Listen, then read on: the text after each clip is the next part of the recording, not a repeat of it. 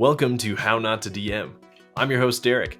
Thanks for joining me on my quest to interview the very best Dungeon Masters on this plane of existence. Today, I'm talking to Shaun Sunday of Brainbeast Studios and Arkenforge. Shaun has been playing TTRPGs for a few years now and is best known for seeing a need in the games he loves and filling it. His player's screen is designed for neurodivergent players, but also benefits anyone new to the game or who wants a quick reference to useful information needed to play. Shaun also streams games frequently with awesome guests and has a few new projects he's working on for next year. He's also my first guest from Australia. Enjoy!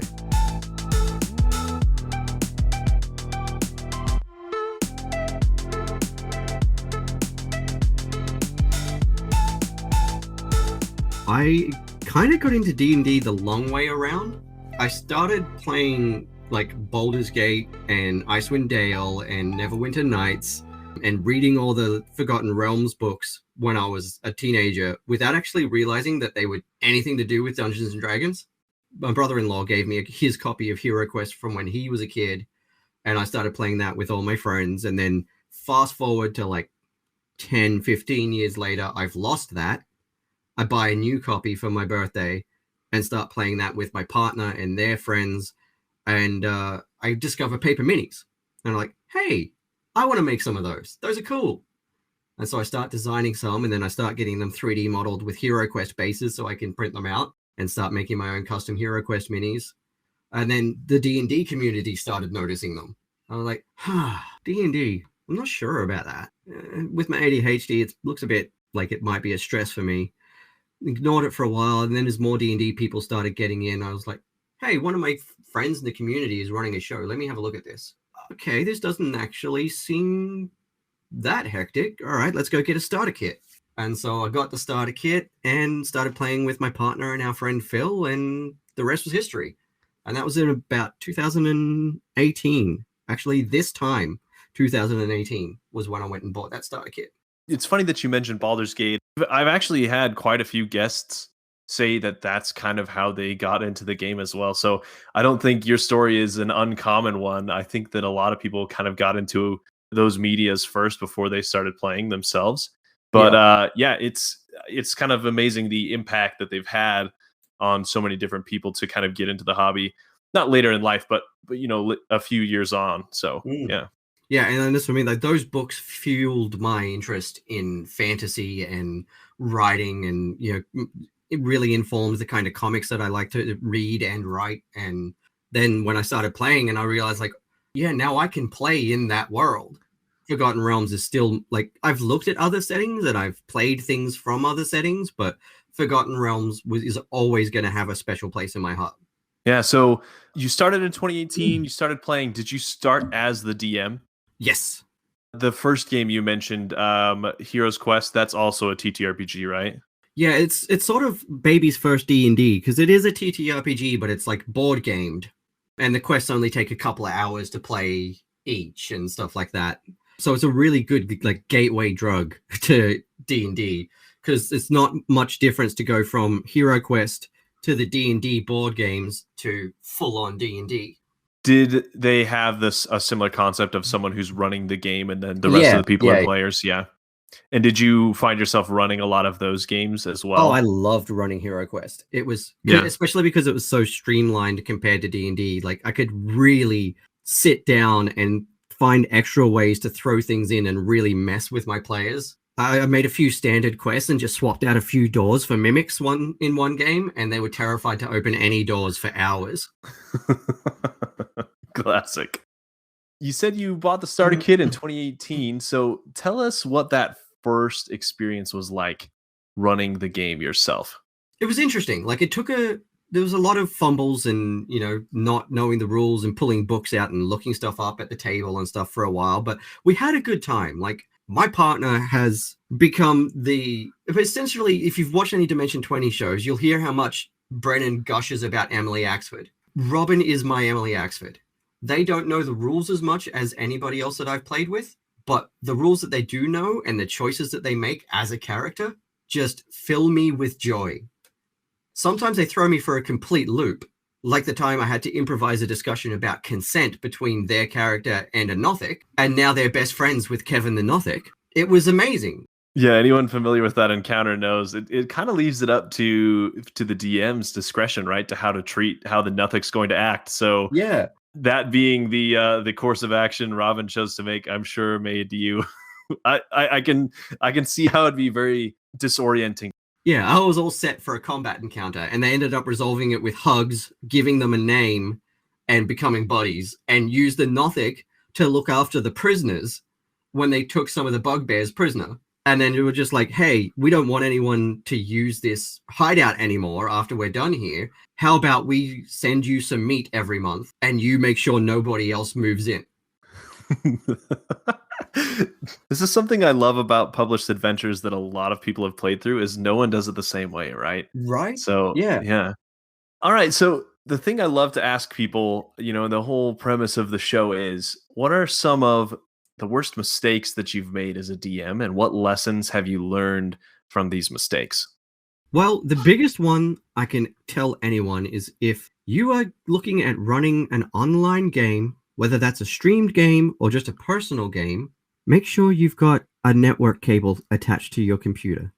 Don't try to do it on a laptop in the back room, because that's going to make a mess. And if it's a live game, like my first live game was, that's going to be really interesting to try to fix on stream, running around the house and moving your entire setup from the studio to the lounge room so you can get a decent internet connection. That is valuable advice. Yeah. Yeah, so that was a fun time. The game ended up going really well, and it was really fun. I had a great group of players, and it was an adventure that I'd co-written, and so it was a really fun time. But yeah, just make sure that you have that. Even if you're running from a PC or a laptop, it doesn't matter. Make sure you've got an Ethernet cable and it's plugged into your computer. But honestly, I can't really think of anything else that I would class as like a big mistake. More just small tips and tricks that I've picked up over time to make the experience easier for everyone. Yeah. I think we'll chat about that when we're chatting about your screen specifically. So Yeah. I think the Ethernet cable is a great answer to that question. That's one that no one else has given so far. So we'll stick with honestly, that's the thing I think of as my biggest mistake as a DM. Anything else is just like standard, oh no, I'm on live and I've forgotten something sort of fumbles. But that was a big one that I had no idea about at the time. I thought my Wi-Fi should be able to extend because I'd been streaming artwork. No worries. As soon as you had 5 players and Roll20 going, that's a different story. Do you have a favorite monster or NPC or something you have used to challenge your players thus far? It could be pre-written. It could be something you made up. Yeah, okay, so I've got a combination of that. I've got a pre-written one that I absolutely love, which is James Intricasso's Hag Malgums. I was running an adventure called Ooze There with Gabe James, Lion from Lionhead Gaming, Matt from Split the Party, Aram Vartian from God's Fall, and Greg from Dice Paper Roll. That's the one. All really good buddies of mine, and I have got a lot of time for them. And it was my second stream game, and so the internet struck again that day, and I completely lost all but like 5 minutes of the recorded footage, unfortunately. We got to play the game fine, and I think the people watching got to see it fine. As I had them sort of descend into the depths of this town that they were exploring after having dealt with a witch's familiar and fought a couple of mimics and some slimes, almost died to a gelatinous cube, they come into this section of corridor and hear sucking and popping sounds as this massive hag amalgam drops from the roof of this wet tunnel in front of them. Gabe ended up actually casting blade barrier or something like that, and just creating this force of whirling blades, and just walked in and turned it into sushi. But it did almost kill them first. And that was a really exciting encounter. As far as NPCs go, I've got 2 favorite NPCs that I absolutely love to throw at people. One, again, is actually because of another game that Greg, Aram, and Matt were playing in, and it was a pirate-themed adventure. And Aram decided in order to find where the bad guy had gone, he was playing a Triton, and he was going to just stick his head in the water and ask the fish. So Aquaman style. Yeah, I had to create a fish for him to talk to, and it ended up becoming one of my favorite NPCs that I try to sneak into every adventure I play somewhere now, which is Joey the Fishuation. And he's got a heavy, terrible Boston, Jersey sort of accent, and he's super himbo bro-y. I actually put him into my show, The Shifting Spire, as a major NPC. There's even a portrait of him that I had commissioned for the show that hangs on the wall of the spire. And I just love playing Joey. He just gives me an excuse to heckle the players, but in a really good-natured way. A little good-natured ribbing. Yeah, and Joey's definitely one of my big favorites. The other one is one that has become one of my actual PCs that I play when I play Pathfinder now, which is Toblin the Goblin the Third Esquire. Because this is a family-friendly show, I'm not going to say too much in the way of what Toblin sounds like. But he sounds a bit like this, and he's gonna, he's gonna hit the frog and toad, go on a bit of an adventure, and if you don't like it, then you can shove off. He's very ochre. He's a hero. He's a very big-hearted, heroic little goblin, but he swears like there's no tomorrow, and he will tell you exactly what he thinks of you and your decisions. He actually was invented in the adventure that I'm playing this weekend, but then I loved him so much that I've just put him in other things since, because it was so much fun to play. My favorite creature that I created for the Shifting Spire was the Brick Mimic. They're generally like a swarm almost, and they'll invade a building and replace bricks and floor tiles. And they're almost imperceptible unless you've got a really high passive perception or are actively looking for them and can see the very, very vaguely translucent green saliva running down the wall that's acidic. So if you step on it, you will take acidic damage. And kind of as a swarm, all of the bricks will come out and then form into something that then attacks you? No, they sort of, the way they work is they'll take up residence about 15 feet away from each other in a wall, and generally on opposite sides of the hallway. And so as you walk past, if you're within 10 feet, it'll reach out and whip you with a pseudopod. And then you go, oh no, and try to jump over to the other side and nothing happens. So you walk a little bit further and then something else on the other wall starts whipping you. And then obviously once you're dead, they'll come out and eat you. So that's actually a good segue into your other projects that I wanted to chat about. So Shifting Spire first, you mentioned that these little brick mimics are in there. So what is the Shifting Spire? Where did you get the idea? And, how can people find information about it? Okay, well, the Shifting Spire came out of HeroQuest again, actually. Some friends of mine created a really cool HeroQuest map called The Tower. And it's just a basic modular map. There's one that's pre-populated, or you can get it and print it out with all the modular tiles and then just endlessly replayable. It only comes with like basic instructions. It's got a counter on either side, one for the DM and one for the heroes. And the basic rule is that whatever side of the board the players start on, for however many players there are, there's 3 monsters per player that generate on the far side of the board and will start roaming the halls. And I was like, oh, this is really cool. I want to play this, but as a story. So I started coming up with an idea for a story for it, so I could play a fun special game with my friends and then maybe turn it into a streamed HeroQuest game. And then as I started getting into D&D, I was like, I actually really love the idea that I've got done here. So when I finished writing the HeroQuest version, I could quite easily convert this into something for 5e. And so I started tinkering with that, and then I designed a map and came up with an idea for it. And I'm like, I'm going to do this as a show. And I thought, wait, no, not just a one-off. This could be something else. And I turned it into a competitive game show. So it's kind of like the adventure is being written proper now so that people will be able to buy it. Hopefully January, February, it'll be ready for publishing. And, it's going to go up on drive-thru to start with. Okay. And then I will probably, if people like it enough, I'll probably look at doing a Kickstarter for a hard copy version with printed maps and tiles and a hardcover version of the book and stuff. But I'm aiming to get it finished and ready for digital publishing by February-ish because I want to do another season of the show. I ended up ending the show early because I knew that my Kickstarter that was coming up, and I had a few comics projects, and actually writing these adventures and getting them published was my core goal for this year. So there's 3 episodes that are out so far. That's 18 hours of game because they're 6-hour sessions. And I was really fortunate. I got to team up with some really amazing people for sponsors.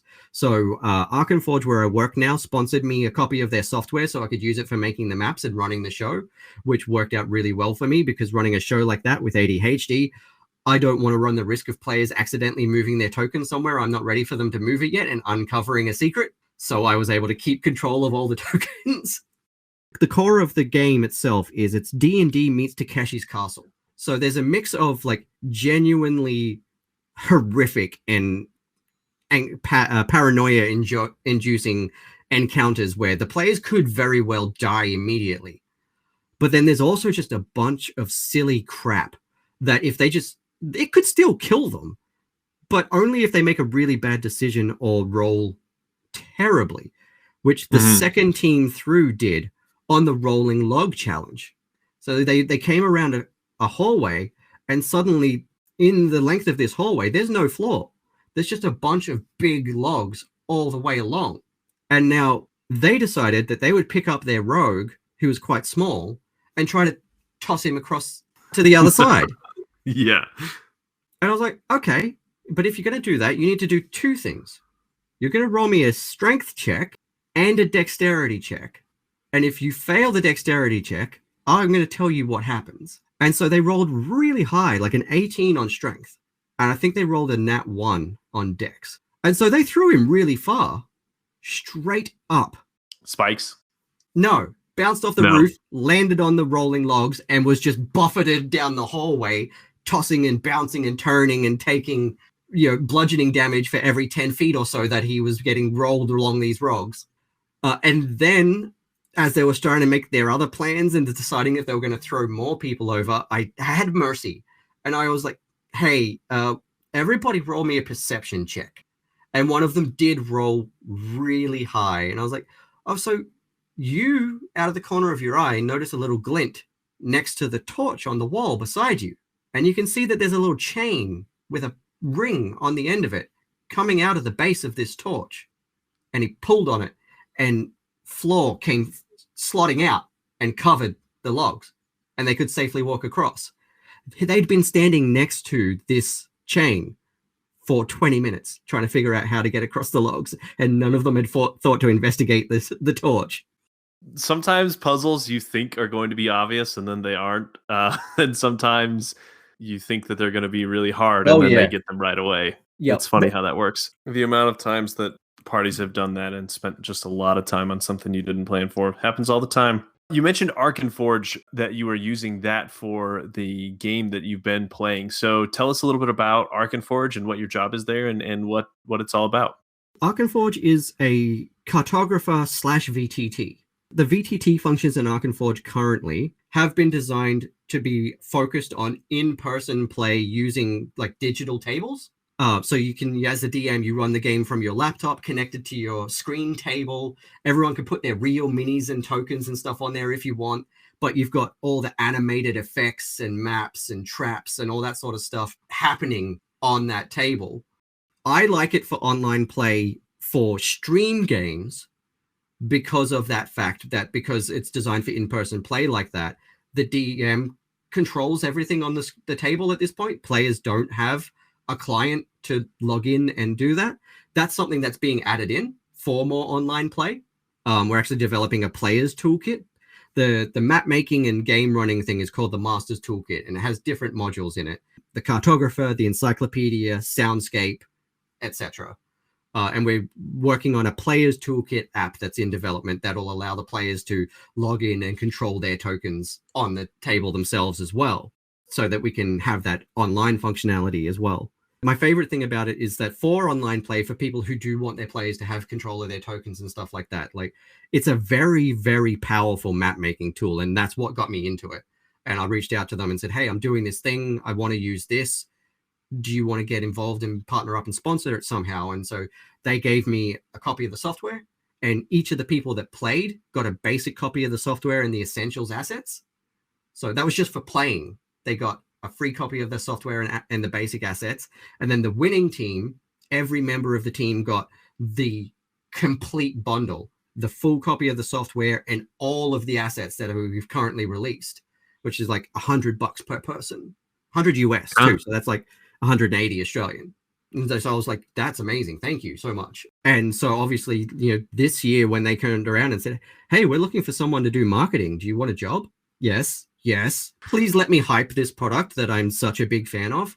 And so like with all of that map making and all that animated stuff and the lighting effects and even sound effects and stuff that we can do, we export to almost every one of the major tabletops, including Foundry, Fantasy Grounds, Roll20. You can build your full custom map in Arkenforge and then just go to export and select which VTT you want to export to. And it will send it with all the light barriers and all the animated tokens and everything into that format. And then you can just fire up your VTT and pull the map in.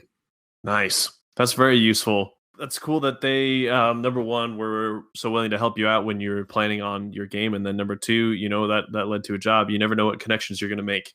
Yeah, and that segues nicely into the third thing I want to ask you about, which is your player's screen. This is kind of the initial thing that you showed me a few months ago. You sent me a copy of it, and I printed it off for some of my players to use, especially as a few of the players in my game are newer. So it was really helpful for them. But talk us through where the idea came for this player screen, what kind of problems you're looking to solve with it, and where you want to take it next. Yeah, well, it literally came from that first game with Robin and Phil.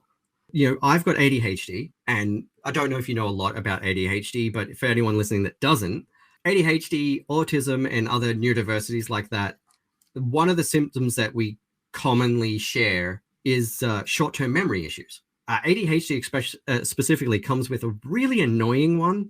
I nicknamed it the lockbox, but it's sort of this thing where you could be an expert in your field, but the second somebody unexpectedly asks you for a specific piece of information about that topic, you know it, but you can't get at it. And a lot of times things like that happen on stream in the middle of a game. Mm-hmm. I know the answer to this, but where is it? And my partner has ADHD and autism. We've had other players in our group with anxiety and stuff like that. And, a symptom of anxiety generally isn't short-term memory issues, but it can cause them when it's ramped up. When you're having a high amount of anxiety, it can cause that same sort of issue. And there's another thing with ADHD especially, but also, autistic people can have this as well, which is object permanence issues. Because it's directly connected to that sort of short-term memory thing. If we can't see it, it's not there, which is why ADHD people are always losing our phones, our keys, our wallets, whatever, because we've put it down in a spot that we don't usually put it. And then we won't even see it. We could walk past it 10 times and we won't even see it because our brain won't recognize it's there. It is the most annoying thing in the world. And so when we were starting to play and we're trying to use cheat sheets and, all that sort of stuff, we printed them off and we put them on the table. They're not in our field of view. So they're not getting used because we forget to pick them up and look at them. We forget that they're there. They get flipped over and notes are written on the back. And it wasn't working. So I was like, well, I've got this big bloody DM screen here. Let me hit Drive-Thru-RPG and grab a player screen. Obviously, that's got to be a thing, right? And I looked and all I could see was cheat sheets to print out and glue on the outside of your DM screen. And I'm like, what is the point of that? If you have 5 people at a table, only the 2 people on your left and right are going to be able to actually read that. Especially if you have like people with even the slightest little bit of vision impairment or dyslexia, they're not going to be able to read that from 1.5 meters to 2 meters away at the end of the table. So I was like, well, I'm going to make something that's going to work for us, for our group. And so I started knocking together some things, started asking a bunch of people like, hey, fellow autistic people, fellow ADHD people, what are things for D&D as a player that you think are super, super important to be able to remember at all times? And started doing a bit of research, knocked together a concept, printed it out, sent some photos to my mates. And they're like, I want one of those. Can you make that? Dude, you should make this. Are you allowed to make this? So like, I don't know, maybe. Looked up open gaming license, looked up the SRD, spent a couple of months making sure that all the content in it met the requirements of the open gaming license. And then it's like, to Indiegogo we go, I guess. We set it up. We still managed to fund, and I made 1,000 pieces. And so we sold out by November last year out of that 1,000. I was like, okay, well, let's do another run in the new year. And so I started looking into doing that. And then I decided to just take a chance, a bit of extra time, and make a few improvements to it this time around. Just minor things, like I changed the texture of the background so that the writing stands out even more. I put a bit of color in behind the dice diagram so that they would stand off with higher contrast on the page as well. I cut the leveling guide at level 10 instead of going all the way to level 20, because by the time you're up to level 10, that's about as high as a lot of people go. If you're playing like high level D&D, then you already know how many XP that you need, and you're probably doing milestone by then. So we halved that and moved it down, and I put a little scroll on there instead with, may the dice be ever in your favor. And that space that I created was designed so that I could fit the little laser cut miniature dice tower that my friends at Glowcraft made on there without covering up anything important. And so when I did that, I was like, hey, Glowcraft, do you want to partner up on this and actually include these in the Kickstarter? And so we did. And then that ended up being really cool. And then we actually ended up going a step further and included the dice tower that they designed for me for the Shifting Spire of the Shifting Spire itself in some of the deluxe packages. And then they designed a laser cut folding version of the screen itself. I was so blown away by that when he sent me the photos. I thought for sure it was going to be some kind of clip together situation because of the thickness of the wood and everything. But he designed these amazing hinges so it actually folds up completely, just like the proper card ones do. And it was unbelievable. And then we funded in 10 hours for the Kickstarter. I was blown away by that. We were like 75% of the way there in an hour and a half from the launch party. I was just couldn't believe it. We had the little Kickstarter counter in the overlay and it was just going, just ticking up. I was like, wow, okay, people do really love this. And then by the following weekend, we hit our first stretch goal, which is for a Pathfinder version. Because I've had a lot of people asking me if I was going to do other systems, and especially Pathfinder, especially Bill at Beetle and Grimm's, who I sent them a set of the screens when we first started chatting and getting to know each other. And he said, like, I love this. Please make me a Pathfinder version. You would think that, like you said, you were like, surely something like this exists already, right? Someone has thought of this and then it hadn't. So it's really amazing that, number one, you thought of it. Number two, when you realized it didn't exist, you took the initiative to put it together. I think that the fact that the Kickstarter funded so quickly and that it's been such a success is because there is such a need for this. And, even though a lot of the players I've played with might not be neurodivergent, I still see a huge benefit for newer players who are unsure of their actions to be able to see everything laid out in front of them. Yeah, I love this idea. And that's it. Like, I designed it. All of the design specifications, like the font that I chose, how things are laid out and stuff like that, were designed with neurodivergent players in mind. And it was inspired by my experience as a neurodivergent player. I designed it to help everyone because I knew that I've got friends that aren't even neurodivergent. When I showed it to them, like, yeah, holy crap, I forget to do this, this, and this. I always get confused about this. Yes, please do this. And I've had veteran players that have been playing since 2nd edition go, yeah, I want this. I know the rules backwards and forwards, but I want this so I don't have to be spending that energy trying to remember all of that knowledge. And especially like for people who have played multiple editions, it's going to be easy to get those rules modeled up in a hurry. And so that was the other thing, was that my core tenet when designing it as well was to make sure that it was information that was relevant to any player at any time, regardless of what kind of character you're playing. So there's no character specific or class specific information on there. Mm-hmm. It's all just core rule stuff that is relevant no matter what level you're playing at and what race, class, subclass, whatever you're playing. Yeah. Eventually I do want to do like some panels that can clip onto the edges for class and race specific stuff. What I'm probably going to do with that would be just levels 1 to 3, because obviously once you get past level 3, you start getting subclass rules. And then that's too many. Yeah. That starts changing and stuff like that. So I want to make them so that it's the core information, like a barbarian's rage does this, this, and this. And all of that stuff that doesn't change, even at high levels, it's still the same effect. Yeah, I definitely see a use for that too, for sure. A great idea. Yeah, that's a long-term edition that I want to do though, once I've done a couple of other systems. And I did start working just the day before yesterday on the ADHDM screen. So as soon as I designed this for players, but then I was looking at the Wizards of the Coast DM screen while I was designing it, going, there's stuff on my player screen that's not on this screen that I always need as a DM.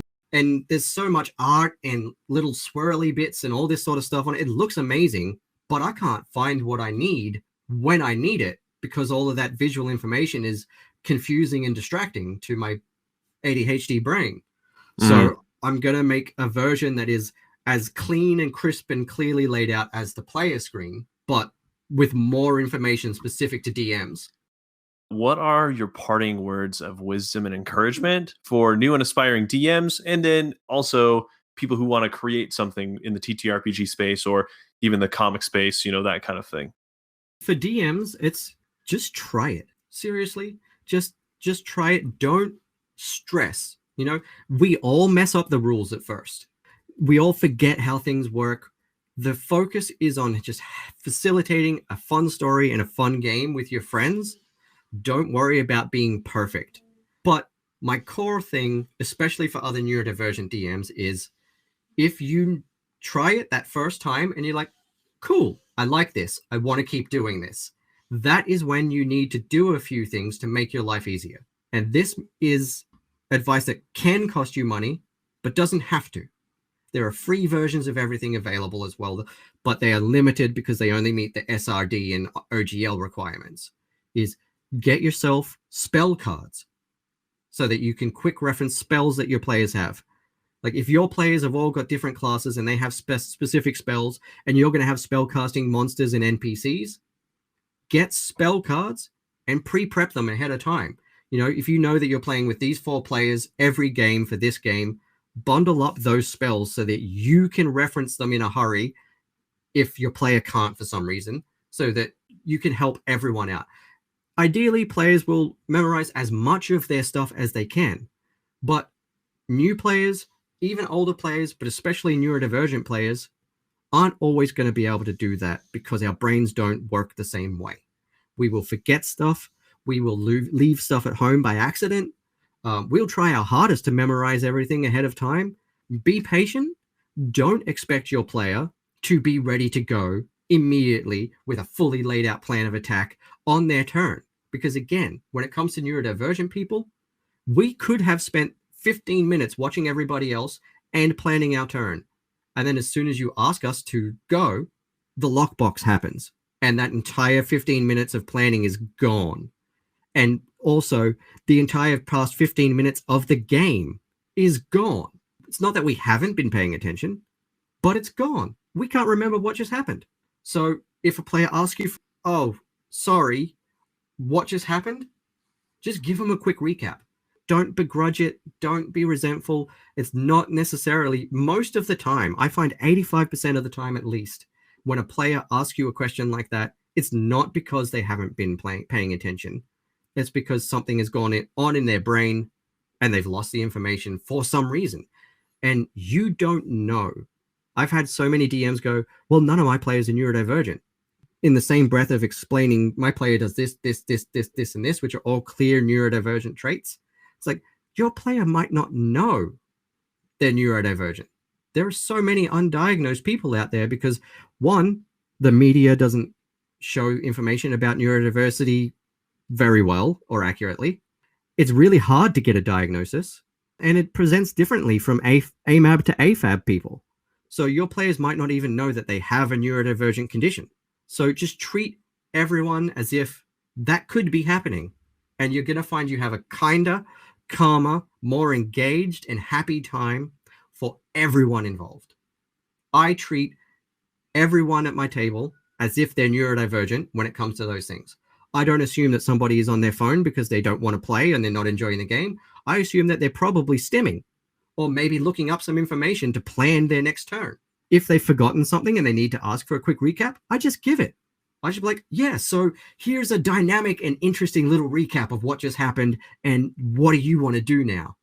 If a player is just very, very new and they can't think of what to do on their turn, maybe just guide them a little bit. Like, hey, you're a spellcaster and I know that you have this spell. If you did something like this, you might be able to do one of these 4 things. And they will go, that sounds really cool. And that gives me an idea, because if I do that, then this player can do this and we can do a really cool team up. And it just makes it more fun for everybody. I see so many DMs on Reddit and Facebook and stuff talking about setting timers on their players. If you don't have your turn decided in this many seconds, then your turn gets skipped. That is really mean. And that makes it not fun for anyone. And especially if your player is neurodivergent and they just haven't felt comfortable to tell you yet, or don't know that they are yet, that is going to really, really, really hurt them. It's going to traumatize them. You know, that might sound dramatic to some people, but that's what it is. Trauma isn't just one big horrific event that happened. Trauma builds up from small thing to small thing to small thing to small thing. And if it's all the same small thing that keeps happening, then that's going to leave them to believe that something they're doing is wrong. And they're going to leave the game. And that's going to be really sad for everyone. We've lost someone from the community, and they've lost this thing that they really love and want to do. So try not to make snap assumptions like that about your players. Try to treat everyone as if maybe they've got a memory issue, maybe they've got a concentration issue, and just guide people through the game. It's not your job to play the game for them, but I think of a DM as a guide, not just a facilitator. You have the majority of the rules of the game on that board in front of you. It's not that hard to just give a player a little nudge if they need a little help, and it makes everybody's day feel better. I think there's a lot to be said for being more kind and more understanding instead of less those things, more accommodating, more, you know, whatever it might be, because like you said, it's all about having a good time, and it really doesn't take that much extra effort to extend that to everybody. Exactly. You can go onto My Drive-Thru RPG and get the 5e player screen for free, the first version right now, while the Kickstarter is on. After the Kickstarter, you'll be able to get the PDF for $2 and print it out. If you can't afford to buy one from my store, because with shipping and everything, there are American retailers who are going to be stocking it. Tabletop Loot stocks it right now. The 2.0 screen is going out to a bunch of American and Canadian retailers. I'm going to be putting together a list of those to go on my Etsy and website. So if you can't afford to get it from me, you will be able to find someone local who gets it. And that still supports me, because if they sell out, they have to buy more from me. But if you can't afford that, 2 AUD, right? That's like 80 cents American. You can buy that PDF, print it out at home, and assemble it for your players. And even if they're not neurodivergent, it's going to be helpful. Don't stress about voices. If you play online a lot, actually, something really, really cool that is free that I love using is 2 tools. One is VoiceMod. I have the pro version, which is paid. And actually, I was really lucky to get invited to be a VoiceMod partner. But they have a free version. And it's just got a whole like soundboard full of voices that you can just click, and you set that as your microphone, and you can use it for demon voices, high-pitched squeaky voices, robot voices, all that sort of stuff without you having to actually do a voice. And then the other one is Snapcam, which again is free. And you use that and set that as your webcam instead of just a plain webcam. And then you've got AR masks with all kinds of faces that you can use. It doesn't work on podcasts, but he just did a goblin face. Now he's got a monocle and a mustache. This is sweet. I'm going to have you send all of these links, and I'll put these in the episode notes. I will. I absolutely recommend those 2 things. Top rate. Since I started using them, they have just upped the production quality of my shows with very, very minimal effort. Especially if you're a DM who's a little nervous about that. If you can hide behind a filter, changing what your face looks like, and a voice mod, that will help you dip your toe without having to go whole hog on learning to do accents and voices and stuff like that. Well, Shaun, it's been a pleasure talking with you today. I really appreciate you taking the time talking with us about accessibility and about some of your, your best moments behind the screen. So it's been awesome, and I really look forward to seeing what you cook up next. I really appreciate you having me as well, like taking time out of your Thursday night. It's really fantastic to be on the show. I've been like watching your posts for ages and listening to a few episodes, so it was a thrill to finally actually sit down and talk to you. Yeah. All right. Well, thanks so much. No worries. Thank you.